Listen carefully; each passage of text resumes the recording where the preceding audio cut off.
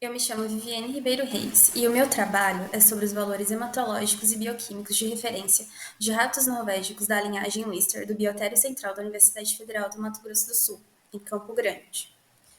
Então, por que avaliar os parâmetros hematológicos e bioquímicos? Esses parâmetros vão servir para avaliar as condições nutricionais e metabólicas, vão servir para o aperfeiçoamento de métodos de prevenção, diagnóstico e tratamento, para análise de resultados experimentais e para o avanço tecnológico e científico, porque esses dados vão trazer maior precisão para o controle de variáveis.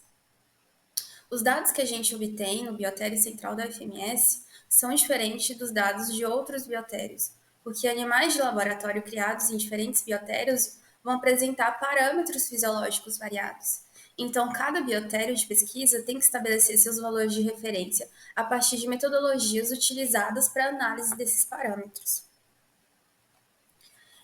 Nesse trabalho, a gente escolheu utilizar a linhagem Lister, e os fatores que foram considerados foi quanto à espécie, o gênero, a dieta, a idade, o manejo e o estado sanitário.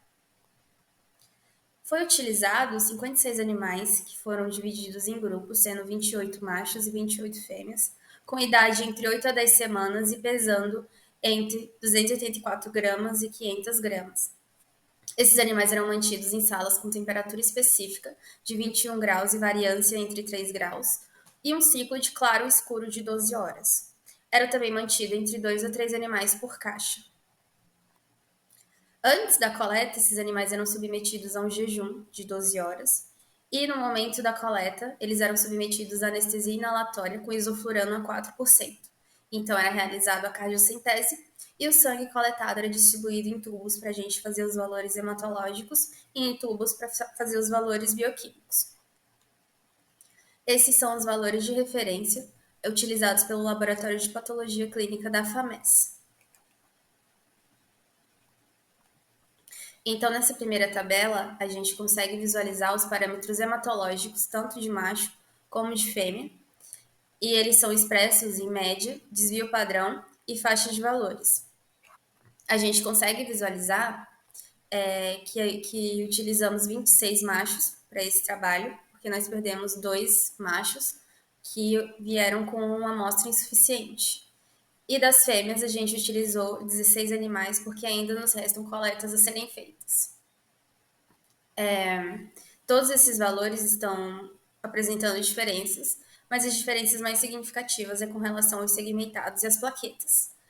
Porém, a média desses valores, tanto para macho como para fêmea, estão dentro dos parâmetros de referência que utiliza no laboratório de patologia clínica da FAMES. Nessa tabela, a gente consegue visualizar somente a comparação dos valores hematológicos de macho com outros valores de referência de outras pesquisas, e a gente visualiza poucas diferenças. Nessa outra tabela, a gente visualiza só os valores hematológicos de fêmeas, comparando-se com outros valores de referência, e as diferenças são ainda menores, principalmente comparados com a referência 1 e a referência 3. Nessa tabela, a gente visualiza somente os parâmetros bioquímicos dos ratos Wistar, tanto para macho como para fêmea. A gente visualiza uma diferença significativa da LT entre macho e fêmea, mas ambos ainda estão dentro dos valores de referência do laboratório de patologia clínica.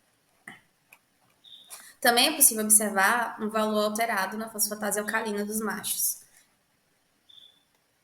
Nesse outro slide, a gente visualiza a tabela comparativa de machos e de fêmeas com outros valores de referência, e a gente consegue visualizar uma alteração na ureia. Quando comparado com valores de referência de outros estudos, conseguimos visualizar o valor acima dos parâmetros considerados normais, tanto para macho como para fêmea.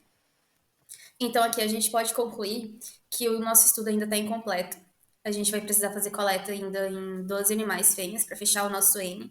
No entanto, já é possível disponibilizar dados parciais que possam auxiliar pesquisadores em suas análises experimentais. Obrigada.